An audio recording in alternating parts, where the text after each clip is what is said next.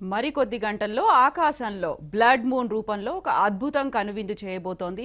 ఆ అద్భుతాన్ని చూస్తే అరిష్టం కలుగుతుందా? ఎందుకని చూడకూడదు? అపోహలేమున్నాయి? అవగాహన ఎలా కలిగించాలి? దీని గురించి వివరించడానికి ప్రస్తుతం మనతో పాటుగా స్టూడియోలో ఉన్నారు భౌతిక శాస్త్ర నిపుణులు మనోహర్ గౌడ్ గారు. నమస్కారం అండి. అలాగే తిరుపతి నుంచి మనకి లైవ్లోకి వస్తున్నారు Neelakantam garu, district science coordinator garu. Good evening sir. Yes, good evening madam. Manohar garu, ఇప్పుడు మనం చూసాము బ్లడ్ మూన్ అనగానే ఒక భయంకరంగా కనిపిస్తుంది. ఓన్లీ రెడ్ కలర్ ఉండడం వల్ల అలా కనిపిస్తుందా, లేకపోతే నిజంగా మనం వింటున్నట్టుగా ఇంతమంది చెప్తున్నట్టుగా దాంతో అరిష్టం ఏదైనా ఉంటుందంటారా?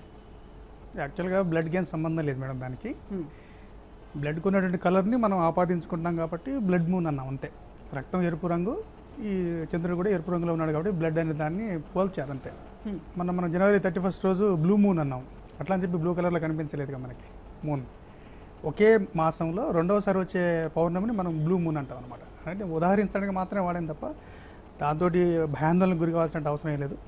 బ్లడ్ కలర్తో ఉన్నది కాబట్టి బ్లడ్ మూన్ అన్నారు. యాక్చువల్గా బ్లడ్ మూన్ ఎందుకు ఆ కలర్లో ఎందుకు ఉంటుందని చెప్పడానికి 31 రోజు కూడా, జనవరి 31 రోజు బ్లడ్ మూన్ని మనం చూసాం. సూపర్ బ్లడ్ మూన్ అన్నాం దాన్ని. సూపర్ బ్లూ బ్లడ్ మూన్ అన్నాం.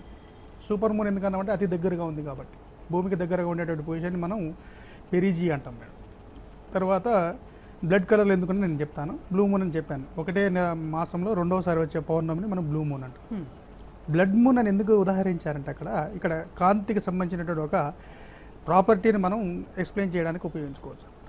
ఇక్కడ ఏం జరుగుతుందంటే అసలు చంద్రగ్రహణం ఎలా ఏర్పడుతుంది అంటే సూర్యుడు, భూమి, చంద్రుడు ఈ మూడు కూడా ఒకటే సరళ రేఖలో వచ్చినప్పుడు మనకి చంద్రగ్రహణం ఏర్పడుతుంది. మళ్ళీ చంద్రగ్రహణం ఏర్పడ్డ తర్వాత కూడా రెండు రకాలుగా ఉంటుంది. పాక్షిక చంద్రగ్రహణం లేదా సంపూర్ణ చంద్రగ్రహణం ఏర్పడుతుంది. ఇది సంపూర్ణ చంద్రగ్రహణం. పాక్షికం అంటే ఏంటి, మనకు కొంత భాగం, మన చంద్రుని భాగం మనకు కొంచెం కనిపిస్తుంది. కనిపించినప్పుడు దాన్ని మనం పాక్షిక చంద్రగ్రహణం అంటాం. ఇక్కడేమో పూర్తిగా కనిపించకుండా పోతాడు చంద్రుడు. పూర్తిగా కనిపించకపోవడానికి కారణం ఏంటంటే ఈ సూర్యునికి చంద్రునికి మధ్యలో భూమి ఉంటుంది కాబట్టి ఈ సూర్యుని యొక్క కాంతి వల్ల భూమి యొక్క నీడలోకి చంద్రుడు ప్రవేశిస్తాడు కాబట్టి మనకు చంద్రుడు కనిపించకుండా పోతాడు. ఆ కనిపించకుండా పోయే క్రమంలో ఏమవుతుందంటే ఈ సూర్యుని కాంతి భూమి యొక్క వాతావరణంలోంచి ప్రయాణించేటప్పుడు అది పరిక్షేపణం చెందుతుంది అనమాట. చాలామంది మిస్అండర్స్టాండ్ చేసుకుంటున్నారు. వక్రీభవనం అని, పరావర్తనం అని అది కాదు. కేవలం భూమి యొక్క వాతావరణంలోంచి ప్రయాణించేటప్పుడు అది పరిక్షేపణం చెంది చంద్రుని మీద పడుతుంది అనమాట. పరిక్షేపణం చెందడం అంటే మనం ఎలా అర్థం చేసుకోవచ్చు అంటే నీలి కాంతి ఎక్కువగా పరిక్షేపణం చెందుతుంది అనమాట. ఇంగ్లీష్లో మనం స్కాటరింగ్ అంటాం అనమాట. The colour which has got less wave length will get more scattered. కాబట్టి వైలెట్, బ్లూ, ఇండిగో ఈ మూడు కలర్లు కూడా ఎక్కువ స్కాటర్ అయిపోయి మిగిలిన ఏంటి అంటే రెడ్, ఆరెంజ్, ఎల్లో ఈ కాంతులు మిక్స్ అయ్యి ఒక రెడిష్ ఇంప్రెషన్ తీసుకొచ్చి వెళ్ళి చంద్రుని మీద పడి మళ్ళీ పరావర్తనం చెందుతాయి అనమాట. పరావర్తనం అంటే reflection. They get reflected and reach our I. అంటే మనకి వచ్చేటటువంటి ఇంప్రెషన్ ఏంటంటే రెడిష్ బ్రౌన్. కాబట్టి మనకి రెడిష్ బ్రౌన్ కలర్లో కనిపిస్తాడు కాబట్టి బ్లడ్ మూన్ అన్నాం అన్నమాట. ఈ సంపూర్ణ చంద్రగ్రహణం యొక్క ఇంకొక స్పెషాలిటీ ఏంటంటే ఇది లాంగెస్ట్ ఈ సెంచరీలోనే లాంగెస్ట్ లూనార్ ఎక్లిప్స్ అన్నమాట. గత సెంచరీలో మనం తీసుకున్నట్లయితే 1953 జూలై 26 రోజు మనం చూసాం అనమాట. 3 గంటల 55 నిమిషాల పాటు ఉండడం అనేది అలా కాదు, సంపూర్ణం. యాక్చువల్గా మనం అనేది టోటల్ ఎక్లిప్స్ ప్రాసెస్ ఏమో ఇది 6 గంటల 14 నిమిషాలు ఉంటుంది ఫర్ ఎగ్జాంపుల్. ఎగ్జాక్ట్ టోటల్ అనమాట. ఎగ్జాక్ట్గా అది మాయమైపోయి మళ్ళీ ప్రత్యక్షమయ్యేటటువంటి పీరియడ్ని మనం అంబ్రా రీజియన్ అంటాం అనమాట. పెనంబ్రా, అంబ్రా, మళ్ళీ పెనంబ్రా అటువంటి స్టేజెస్లోకి వస్తుంది. పెనంబ్రా స్టేజ్లో ఉన్నప్పుడు కొంచెం పాక్షికంగా కనిపిస్తుంది మనకి. అంబ్రా రీజియన్లో ఉన్నప్పుడేమో పూర్తిగా కనుమరుగైపోతాడు చంద్రుడు. మళ్ళీ పెనంబ్రా రీజియన్కి వస్తే పాక్షికంగా కనిపిస్తారు అనమాట. అంటే అంబ్రా రీజియన్లో ఉన్నప్పుడు ఎంత మేరకు అయితే మనకు ఉంటుందో దాన్ని టోటాలిటీగా అంటాం అనమాట. దాంట్లో మనకి ఇది 103 నిమిషాలు ఉంది. ఇప్పుడు ఈరోజు జరగబోయేటటువంటి చంద్రగ్రహణం మనకు 103 నిమిషాలు ఉంది. అదే 1953 జూలై 26వ తారీఖున ఒక 100 నిమిషాలు 45 సెకండ్లు ఉంది. అయితే ఈ లాంగెస్ట్తో పాటుగా కూడా దీనికి ఒక స్పెషాలిటీ మీకు చెప్పి మైక్రో బ్లడ్ మూన్ అంటాం మేడం. మైక్రో బ్లడ్ మూన్ అని ఎందుకు అంటామంటే దీన్ని ఇది అపోజీ స్థానంలో ఉంది కాబట్టి. జీ అనే పదం దేనికి వాడతామంటే మనం భూమికి వాడతాం. సూర్యునికి ఏమో హీలియో అని వాడతాం కాబట్టి apogee means farthest from earth. Perigee అంటే నియర్ టు ద ఎర్త్. అంటే అపోజీ పాయింట్లో ఉంటుంది కాబట్టి the moon will be at the last farthest distance from the earth. లాంగ్లో ఉంటుంది కాబట్టి మనకి ఈ నిడివి ఎక్కువ ఉండేటటువంటి అవకాశం ఉందన్నమాట. లాంగ్లో ఉన్నప్పుడు ఎందుకు ఎక్కువ ఉంటుందంటే మనకు చిన్న ఉదాహరణ చెప్తాను మేడం మీకు. మనకి విమానాన్ని మనం ఆకాశంలో చూసినప్పుడు అది స్పీడ్ ఏం తగ్గదు, మనకి అదే వేగంతో వెళ్తుంది. అయినా కూడా చాలాసేపు మనం ఆ విమానాన్ని చూస్తాం.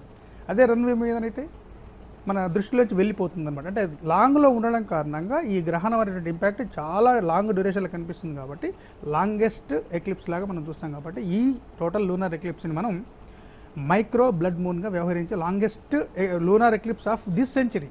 మళ్ళీ ఫర్దర్గా ఈ సెంచరీలో మనం చూసేటటువంటి అవకాశం లేదు కాబట్టి ఈ స్పెషాలిటీని సంతరించుకుందనమాట. ఆ బ్లడ్ మూన్ అనేటువంటి పేరు రావడానికి కారణం ఎందుకంటే ఈ స్కాటరింగ్ ఆఫ్ లైట్ అనేటువంటి చెప్పుకుంటాం. ఎస్, ఒకసారి నీలకంఠం గారి దగ్గరికి వెళ్దాం. నీలకంఠం గారు, ఆల్రెడీ తెలుగు రాష్ట్రాల్లో ఉన్నటువంటి దేవాలయాలన్నింటినీ మూసేశారు. తిరుమల దేవాలయం కూడా 5 గంటల నుంచి క్లోజ్ చేసేశారు. రేపు మార్నింగ్ వరకు దర్శనాలు ఉండవు, సంప్రోక్షణలు ఇవన్నీ అవుతాయి. But at the same time ఇళ్లలో కూడా లోపలే ఉండాలి, బయటికి రావద్దు, వస్తే ఇంకేదో జరుగుతుంది, గర్భిణులు, చిన్న పిల్లలు, వృద్ధులు ఇలాంటి వాళ్ళంటికి పర్టికులర్గా కొన్ని చెప్తూ ఉంటారు, సూచనలు ఇస్తూ ఉంటారు. నిజంగా మీరు ఒక సైన్స్ కోఆర్డినేటర్గా ఉన్నారు, అక్కడ మీరు ఎలా చెప్తున్నారండి, అవగాహన ఎలా కలిగిస్తున్నారు మీరు? ధన్యవాదాలు మేడం. చెప్పాలంటే ఈరోజు ఒకరికొకరు శుభాకాంక్షలు తెలియజేసుకోవాల్సినటువంటి అంశము. నూతన సంవత్సర శుభాకాంక్షలు, ఉగాది శుభాకాంక్షలు లాగానే ఆకాశంలో ఉన్నటువంటి ఒక అద్భుతాన్ని చూడడానికి ప్రజలందరూ కూడా ముందుకొచ్చి ఒకరికొకరు ఈ అద్భుతాన్ని చూసిన ఆనందాన్ని వెలువరించాల్సినటువంటి సమయం మేడం ఇది. గుడులు మూసేస్తున్నారు.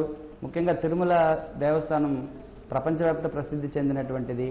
అంటే గ్రహణం అనేది ఒక అరిష్టంగానో లేదా గ్రహణం సమయంలో మనం దేవుణ్ణి దర్శించకూడదు అనే ఉద్దేశంతో ఆలయాలను మూసివేయడం జరుగుతుంది.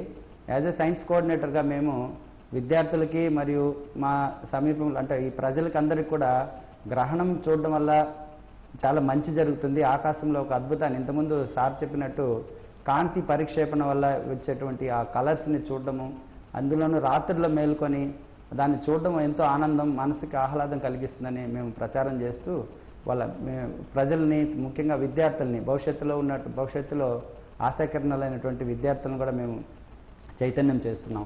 ఎందుకంటే మేము చిన్నప్పుడు ఈ గ్రహణాలు వస్తే అసలు నువ్వు చూడకూడదు, నీకు ఇది కాళ్ళు చేతులు వంకరపోతాయి అని ఇంటి లోపల తలుపులు వేసేటువంటి పరిస్థితి. అప్పుడు నిరక్షరాస్యులు మా తల్లిదండ్రులు ఉన్నవాళ్ళు. కానీ ఇప్పుడు అందరూ అక్షరాస్యులయ్యారు, అందరూ చాలా తెలివి మేరిపోయింది. పారిశ్రామిక విప్లవం 4.0 అంటే వర్షన్గా ఉంది మనకి ఇప్పుడు.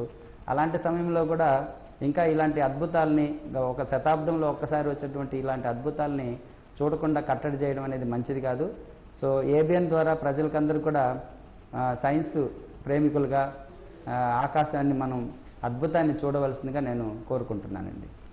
ఎస్ అండి, నీలకంఠం గారు, మీరు చెప్పినటువంటి ఒక మాట చాలా చక్కగా ఉంది. మనం విషెస్ చెప్పుకోవాలి, దాన్ని సెలబ్రేట్ చేసుకోవాలనే ఒక మాట. నిజంగా అందరం అక్షరాస్యులం అయిపోయినప్పటికీ ఎవరి నమ్మకాలు వాళ్ళకు ఉంటాయి. ఆ నమ్మకాల్ని ఎవరు కాదనం, బట్ అది మూఢనమ్మకంగా కూడా మారిపోతుంది. హైదరాబాద్ లో మనం ఒక చిన్న ఇన్సిడెంట్ కూడా చూసాము. గ్రహణం టైంలో పిల్లల్ని బలిస్తే ఇది చాలా టూ ఎక్స్ట్రీమ్ స్టేజ్కి వెళ్ళిపోయింది.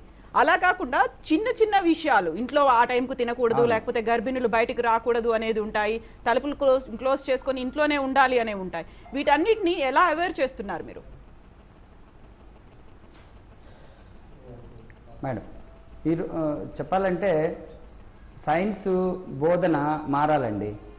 సైన్స్ని ఇంకా మనం మామూలు పద్ధతుల్లో చెప్తున్నాం, పాఠ్యపుస్తకాల్లో ఉన్నటువంటి అంశాలు మాత్రం అక్కడ చదివి వినిపిస్తున్నాం. అలా కాకుండా ఇలాంటి సమయం వచ్చినప్పుడు విద్యార్థులకి దాన్ని ప్రత్యక్షంగా చూపించే ఏర్పాట్లు ప్రభుత్వం చేస్తుంది. చాలా సంస్థలు చేస్తున్నారు. స్వచ్ఛంద సంస్థలు కానీ, ప్రభుత్వ సంస్థలు కానీ, సైన్స్ ప్రేమికులు కూడా చేస్తున్నారు. ఇంకా కొంత ఇది మెరుగుపరచాల్సిన అవసరం ఉంది. సో అదేవిధంగా అసలు గ్రహణం అంటే ఏంటి, దాంట్లో ఏం జరుగుతుంది, తర్వాత గ్రహం అంటే ఏంటి, తర్వాత టెలిస్కోపు, ఇలాంటి వాటిని అన్నింటిని కూడా విద్యార్థులకు పరిచయం చేయాల్సి ఉంటుందండి.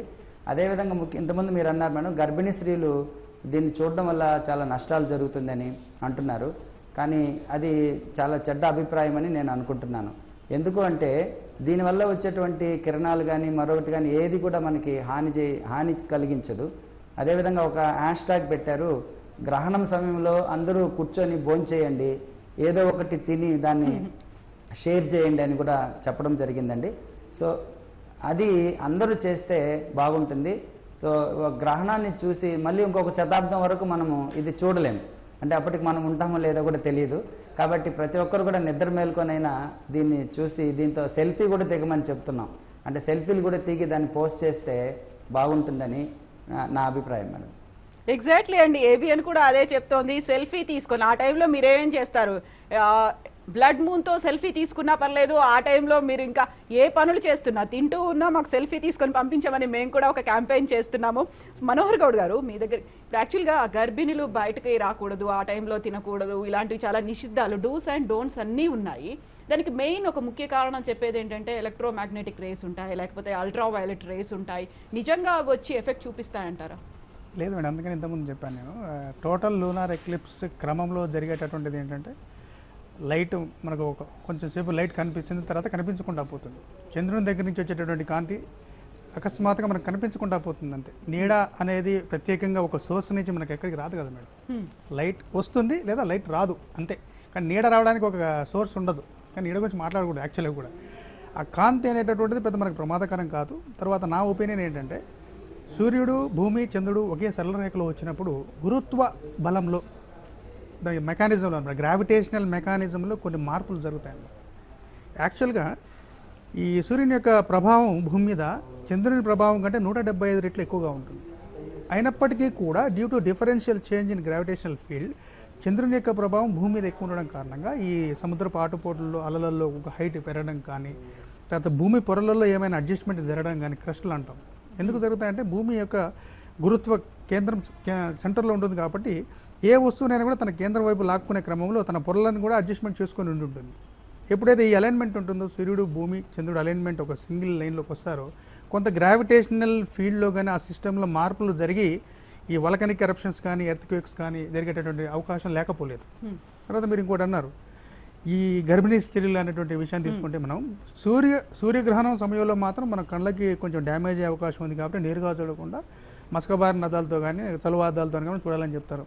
చంద్రగ్రహణం విషయంలో ఎలాంటి జాగ్రత్తలు తీసుకోవాల్సిన అవసరం లేదు, నేరుగా చూడొచ్చు. ఇంతకుముందు కోఆర్డినేటర్ గారు అన్నట్టుగా మళ్ళీ ఎప్పటికి రాదు జీవితంలో అన్నట్టుగా ఇలాంటి అద్భుతాలు ఇంకా చాలా జరుగుతూనే ఉంటాయి కాబట్టి మనం సిద్ధంగా ఉండొచ్చు. తర్వాత ఎందుకు ఈ అపోహలు వచ్చాయంటే గతంలో సార్ చెప్పారు అక్షరాస్యత లేదు కాబట్టి మనం మూఢనమ్మకాలుగా భయపడుతూ వచ్చాయని చెప్పాం. ఒక చిన్నది ఇర్రిలెవెంట్ అని కూడా చెప్తాను. మనం ఇవాళ చిన్న పిల్లల్ని అపహరిస్తున్నారని చెప్పి మూకుమ్మడిగా దాడి చేసి చంపుతున్నారు. ఇప్పుడు అక్షరాస్యత లేదా? అక్షరాస్యత ఉంది. అయినా కూడా ఇక్కడ ఏం జరుగుతుందంటే అవగాహన లోపం.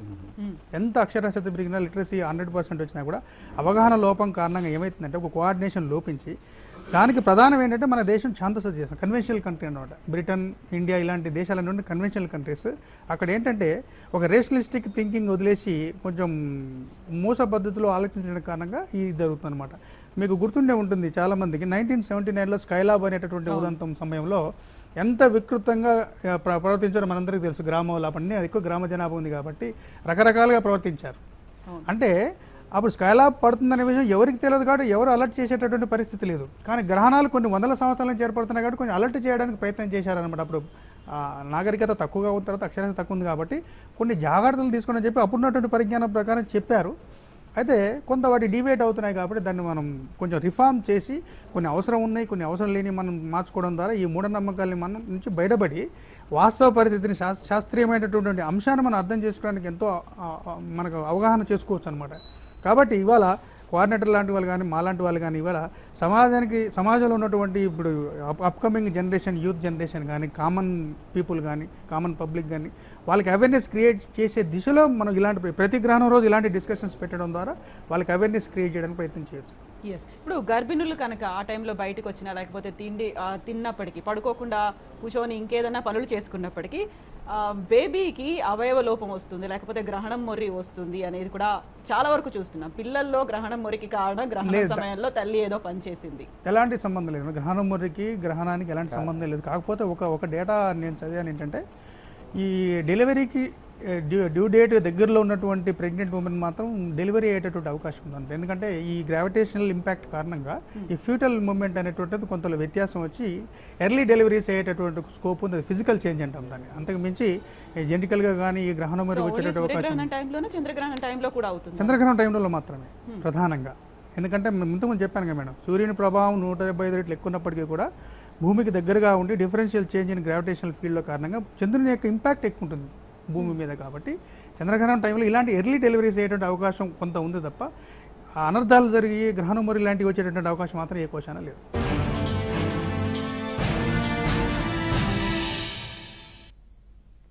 బ్లడ్ మూన్ కి కౌంట్ డౌన్ స్టార్ట్ అయిపోయింది. మరి కొద్ది గంటల్లో ఆకాశంలో అద్భుతం చోటు చేసుకోబోతోంది. ఈ నేపథ్యంలోనే ఆ అద్భుతాన్ని చూడొచ్చా, చూస్తే అరిష్టం కలుగుతుందా? ఈ డిస్కషన్ లో ప్రస్తుతం మనం ఉన్నాము. నీలకంఠ గారు, మీరు ఇప్పుడు ఎలాగూ చిత్తూరులో ఉన్నారు. చిత్తూరుకు సంబంధించి 5 గంటలకల్లా తిరుమల దేవాలయం అనేది క్లోజ్ అయిపోయింది. బట్ కాళహస్తిలో అక్కడ దేవాలయం మాత్రం ఓపెన్ ఉంది. రాహుకేతు పూజలు అనేవి జరుగుతున్నాయి. పర్టికులర్ గా అక్కడున్నటువంటి ప్రజలు దేన్ని ఫాలో అవుతున్నారు? చూడొచ్చు అనుకుంటున్నారా, చూడొద్దు అనుకుంటున్నారా, చూస్తే ఏమవుతుంది? ఎందుకంటే దేవాలయాలు మూసేశారు కాబట్టి ఎలా అనుకుంటున్నారు అక్కడి వాళ్ళు? మనం ఇది ఒక వైరుద్ధ భావన, అంటే 2 వేరు అంశాలు. వెంకటేశ్వర స్వామి దేవాలయంలో ఏమో అది చూడకూడదని, ఇక్కడ రాహుకేతు పూజల ద్వారా, అంటే రాహుకేతువులు అనేవారు 2 రాక్షసులు. వారు ఈ అమృతాన్ని పంచే సమయంలో చంద్రుడు సూర్యుడు, అంటే వీళ్ళకి, అంటే రాహుకేతులు మారువేషం, దేవతల్లాగా మారువేషం వేసుకొని దేవతల వరుసలో కూర్చుంటారు. అలా కూర్చున్నప్పుడు చంద్రుడు సూర్యుడు వాళ్ళని గమనించి వీళ్ళు అంటే వాళ్ళకి అమృతం పోస్తారు. అది తాగుతూ ఉన్నప్పుడు కరెక్ట్గా అది గొంతు దిగే సమయంలో ఈ సూర్యుడు చంద్రుడు వాళ్ళని గుర్తించి విష్ణుమూర్తికి చెప్పడం, ఆయన తన చక్రాయుధంతో వాళ్ళ శిరస్సుని ఖండించడం, అంటే అది అక్కడే గొంతు దగ్గర ఆగిపోవడం అనేది ఒక కథ.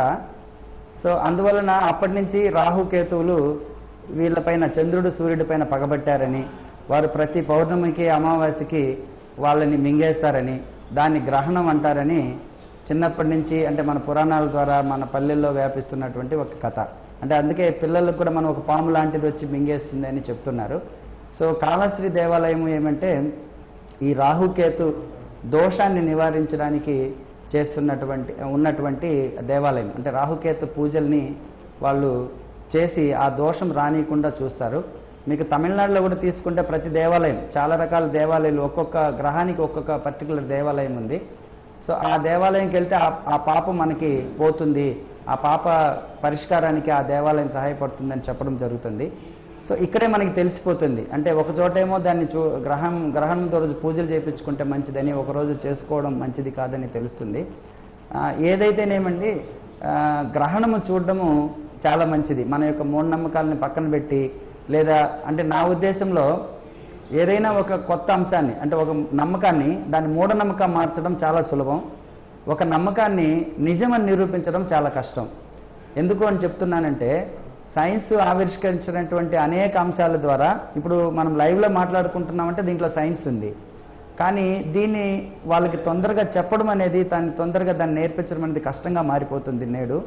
ఎందుకంటే మన పాలకులు కూడా, మన మినిస్టర్స్ కూడా చాలామంది సైన్స్ పనికిరాదని, డార్విన్ చెప్పిన సిద్ధాంతం తప్పని, తర్వాత ఇంకొకటి రకరకాల భూమి చుట్టూ సూర్యుడు తిరుగుతుండని రకరకాల వాదనలు బయలుదేరుతున్న సమయంలో ప్రజల్లో కూడా ఒక గందరగోళం లాంటి పరిస్థితి ఏర్పడుతుంది.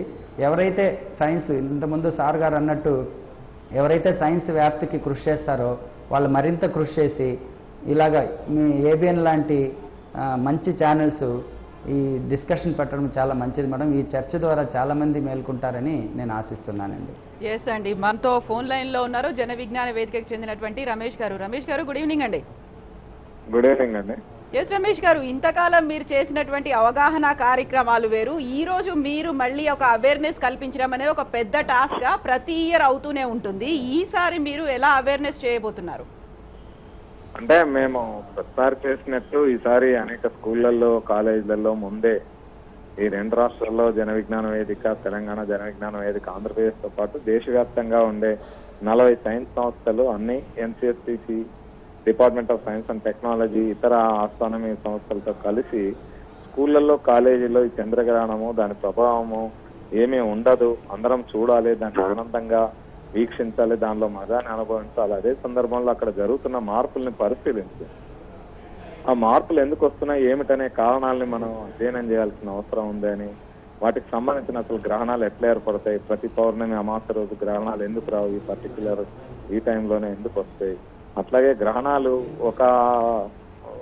ఒక దగ్గర ఒక సందర్భంలో జరిగితే మళ్ళా ఎన్ని సంవత్సరాల తర్వాత అక్కడ గ్రహణం వచ్చే అవకాశం ఉంది, మనం గ్రహణాలని ముందే ఎలా ప్రిడిక్ట్ చేయొచ్చు, దానికి సంబంధించిన అంశాలు ఏంటి, ఎన్ని రోజులకు ఒకసారి అక్కడ గ్రహణాలు వస్తాయి, ఎట్లా వస్తాయి, వీటన్నిటిని ముందే ఎట్లా కనుక్కుంటారు, ఈ రోజు ఇంత టైంకి గ్రహణం వస్తుంది, ఇదే సమయానికి ఇట్లా వస్తుంది, ఇంత దీర్ఘకాలం ఉంటది గ్రహణము ఇది అని అనేక రకాల అంశాలను ఎట్లా చెప్పగలుగుతున్నారు? 100 సంవత్సరాల తర్వాత వచ్చే గ్రహణాన్ని కూడా ఈరోజు సిమ్యులేట్ చేసి చూపెట్టగలుగుతున్నారు, ఎట్లా చేయగలుగుతున్నారు? ఈ అంశాలన్నిటి మీద కూడా మేము విద్యార్థులకు అవగాహన కల్పిస్తున్నాం. అదే సందర్భంలో గ్రహణాల సందర్భంలో అనేక అపోహలు కూడా ప్రచారం చేస్తున్నారు. అది సంప్రదాయాల పేరుతో కావచ్చు, సనాతన ధర్మం అని కావచ్చు, లేకపోతే వేరియస్ ప్రాంతాల్లో ఇతర అనేక నమ్మకాలు నమ్మేవాళ్ళు, వాళ్ళ అనేక మతాల వాళ్ళు కావచ్చు లేదా ఇతరులు కావచ్చు, రకరకాల వాటిని ప్రచారం చేస్తున్నారు. ఉదాహరణకి కొంతమంది క్రిస్టియన్ పాస్టర్లు ఆ రోజు గ్రహణం సందర్భంగా యుగాంతం జరగబోతుందని కొంతమంది చెప్తున్నారు. లేకపోతే కొంతమంది ఏమో ఈ గ్రహణాల సందర్భంగా ఇది రాహు కేతువులు తింటాయి కాబట్టి ఇవి అరిష్టం కాబట్టి, లేకపోతే ఇటీవల నష్టాలు ఉంటాయని, ఫలానా రాష్ట్రాల వరకు నష్టాలు ఉంటాయని, లేకపోతే గర్భిణీ స్త్రీలు బయటికి రావద్దని, ఆ టైంలో అన్నం తినొద్దని, ఆ ఉన్న ఆహార పదార్థాలు ఆ తర్వాత గ్రహణం విడిచిన తర్వాత దర్భలు వేసుకొని తినాలని, రకరకాల అపోహలు. అంటే ఏదో జరుగుతా ఉంది గ్రహణంలో. ఇది ఏమీ జరగదు. కేవలం సూర్యగ్రహణం అంటే చంద్రగ్రహణం అంటే సూర్యుని చుట్టూ భూమి తిరుగుతా ఉంది, భూమి చుట్టూ చంద్రుడు తిరుగుతా ఉన్నాడు. ఇది తిరిగేటప్పుడు భూమి నీడ చంద్రుడి మీద, చంద్రుడి నీడ భూమి మీద పడుతుంది. అది జస్ట్ సింపుల్ షాడో ప్లే తప్ప, నీడలాట తప్ప మరొకటి ఏమీ కాదు. మీరు ఎండలోకి వెళ్తే గొడుగు పట్టుకొని వెళ్తాం, ఆ గొడుగు నీడ మన మీద పడుతుంది, అక్కడ మనకు సూర్యుడు కనపడదు. ఇది కూడా అంతే, ఇందులో అంతకు మించిన ఏం లేదు. భూమి నీడ చంద్రుడి మీద పడ్డప్పుడు చంద్రగ్రహణం వస్తుంది, చంద్రుని నీడ భూమి మీద పడ్డప్పుడు సూర్యగ్రహణం వస్తుంది. ఇంత తప్ప మరొకటి ఏమీ లేదు అనే విషయాలను వివరిస్తూ, ముఖ్యంగా ఇందులో ఉండే ఖగోళపరమైన అంశాలని వాటన్నిటిని కూడా మేము సిమ్యులేషన్స్ ద్వారా కానీ, లేకపోతే పవర్ పాయింట్ ప్రజెంటేషన్స్ ద్వారా కానీ, లేదా రోల్ ప్లేస్ ద్వారా కానీ రకరకాల పద్ధతుల్లో మేము ఈ విద్యార్థులకు అట్లా గ్రామ ప్రజలకు కూడా వివరించే ప్రయత్నాలు చేస్తున్నాం. ఎగ్జాక్ట్లీ రమేష్ గారు, ఇప్పుడు మీరు అన్నట్టుగా అమెరికాలో ఉన్నటువంటి ఒక పాస్టర్ పాల్ బీగ్లే కూడా ఇది ఒక ఖగోళ విధ్వంసం అనేది జరుగుతుంది, యుగాంతానికి ఇది ఆరంభం అన్నారు. అలాగే మన తెలుగు రాష్ట్రాల్లో కూడా దీనికి సంబంధించి చాలా వరకు అపోహలు అనేవి ఉన్నాయి. కొన్ని రాసుల వాళ్ళు చూడొద్దు అని, కొన్ని రాసుల వాళ్ళకి చాలా మంచి జరుగుతుంది అనేది కూడా. ఈ గ్రహణంతో కొన్ని రాసుల వాళ్ళకి గ్రహణం వదిలిపోతుంది, ఉన్నటువంటి పాపాలన్నీ పోతాయి, లేకపోతే ఏదో మంచి జరుగుతుంది అనేది. దాన్ని ఎలా చూస్తున్నారు? ఎలా అవేర్నెస్ చేయాల్సిన అవసరం ఉందంటారు? అంటే విషయం ఏంటంటే, ఈ గ్రహణాలు అంటే ఏదో జరుగుతుందని వీళ్ళు ఊహించుకున్న కాలం ఒకనొక కాలం ఉంది. అంటే గ్రహణాలు ఎందుకు ఏర్పడతాయి అనేది మనకు ఆర్యభట్ట చెప్పక ముందు వీళ్ళు ఏంటంటే రాహు కేతు అనే ఉంటవి, ఆ రాహుకు మింగుతాడు, కేతు మింగుతాడు అనేవి చెప్పినందువల్ల ఇక్కడ ఈ దేశంలో వాటి వల్ల ఇలాంటి అపోహలు వచ్చినాయి. అట్లనే విదేశాల్లో కూడా పాము మింగుతుందని, చైనాలో అయితే డ్రాగన్ మింగుతుందని, ఇట్లా రకరకాల నమ్మకాలు చెప్పారు. కానీ ఆర్యభట్ట మొట్టమొదటిసారి ఇది ఏమీ లేదు, కేవలం నీడలు పడడం వల్ల వచ్చిందని చెప్పాడు. అంటే ఆ రకమైన వైజ్ఞానిక ఆలోచనలు వచ్చిన తర్వాత అంతకుముందు ఉండే అపోహలు, నమ్మకాలు తొలగిపోవాల్సి ఉంటాయి. కానీ తమ ఆధిపత్యం కోసం కానీ, లేకపోతే దాని మీద బ్రతుకుతున్న వాళ్ళు కానీ ఇలాంటి నమ్మకాలని, ఇలాంటి అపోహల్ని పెంచి పోషించడం ద్వారా వాళ్ళకి ఆ లాభం ఉంటుంది కాబట్టి ఆ ప్రయోజనాలు ఉన్న వాళ్ళు వీటిని ప్రచారం చేస్తూ ఉన్నారు, వీటికి సంబంధించిన అవి చెప్తూ ఉన్నారు. అందుకనే వాళ్ళకి నమ్ముతూ ఉన్నారు. ఇప్పుడు మీరు అన్నట్టు యుగాంతం జరుగుద్ది అని చెప్తే ఇప్పటికి ఎన్నిసార్లు యుగాంతం జరగాలి కవిత గారు? మీరు ఎన్ని డిస్కషన్ లో పాల్గొన్నాం ఈ అంతాలకు సంబంధించి? వాళ్ళు చెప్తూనే ఉన్నారు, నడుస్తూనే ఉంది, మనం చర్చలు నడుస్తూనే ఉన్నాం, సమాజం ముందుకు పోతూనే ఉంది, మానవాళి ఉంటుంది, ఎక్కడ ఎప్పుడు అంతం జరిగింది. కాబట్టి ఇలాంటివి వస్తూనే ఉంటాయి, వాటిని ఎవరు భయపడాల్సిన అవసరం లేదు. అట్లనే గర్భిణీ స్త్రీలు కూడా ఏం భయపడాల్సిన అవసరం లేదు, ఎవ్వరు భయాందోళనకు గురి కావాల్సిన అవసరం లేదు. ఏం ప్రత్యేకంగా ఏమి జరగదు, ఏ విధమైన కిరణాలు వేరే ఏమి రావు, ఎప్పుడు వచ్చే ఉంటాయి. ఇంకా మాట్లాడితే నీడ పడుతుంది కాబట్టి ఆ కిరణాల తీవ్రత కూడా తగ్గుతుంది. ఇప్పుడు ఏదైనా నేను ఇంతకుముందు చెప్పినట్టు గొడుగు అడ్డం పెట్టుకుంటే మన మీద ఆ గొడుగు నీడ పడ్డప్పుడు ఏ కిరణాలు ప్రత్యేకంగా వస్తాయి? దానికి ఏమి రాదు కదా. రేడియేషన్ అంటారు, అల్ట్రా వైలెట్ రేస్ అంటారు. సైన్స్ ని ఎటేటో వక్రీకరించే బదులు వైజ్ఞానికంగా మొత్తం ఖగోళ శాస్త్రవేత్తలు ఈ సందర్భంగా వాళ్ళ ఆ పాత్ ఏదైతే ఉంటుందో, ఎక్లిప్స్ పాత్ ఉంటుంది, ఆ గ్రహణం వెళ్లే దారిలో వాళ్ళు విమానాలు వేసుకొని ప్రయోగాలు చేస్తారు, రకరకాల పరిశోధన శాలలు నెలకొల్పి సందర్భంగా ప్రత్యేకంగా తెలుసుకుంటారు. అసలు గ్రహణాల వల్ల మానవాళికి ఎంత మేలు జరిగింది తెలుసా అండి?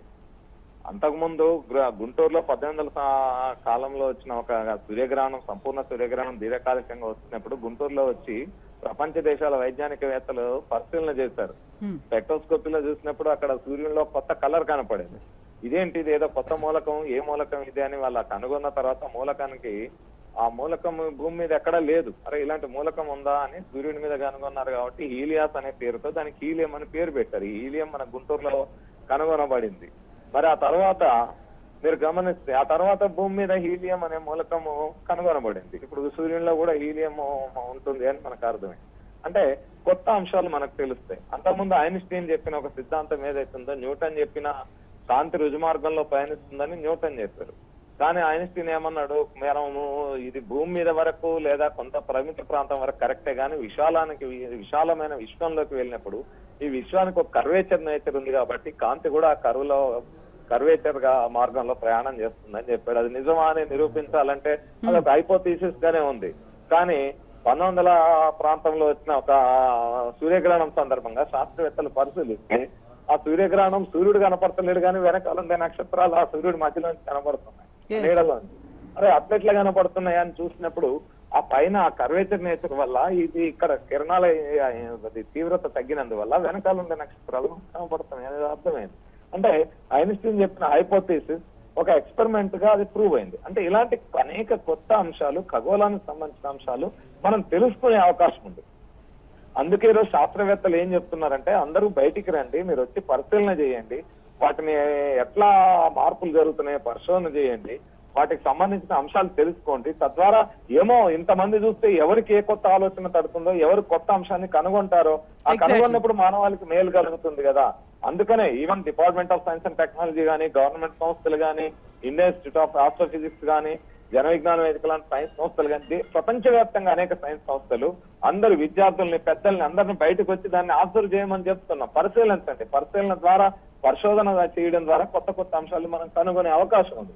అంతేగాని తలుపులు మూసుకొని ఇదైతో అదైతో ఏమైతో ఏమో అని భయపడుకుంటూ వాళ్ళు భయపెట్టినంతకాలం ఇప్పుడు వాళ్ళు ఏం చేస్తున్నారు, భయపెట్టే వాళ్ళు సైన్స్ ను ఉపయోగించుకొని గందరగోళపరిచే ప్రయత్నం చేస్తున్నారు. అంటే మూఢనమ్మకాలకి, వాళ్ళ సాంప్రదాయాలకి, సనాతన ధర్మాల పేరుతో మీరు నమ్మే వాళ్ళని నమ్ముతామని అట్లా ఉండకుండా వాటిని సైన్స్ ని ముడిపెట్టి రెండింటిని కలగాపులుగా చేసి జనాన్ని గందరగోళపరుస్తా ఉన్నారు.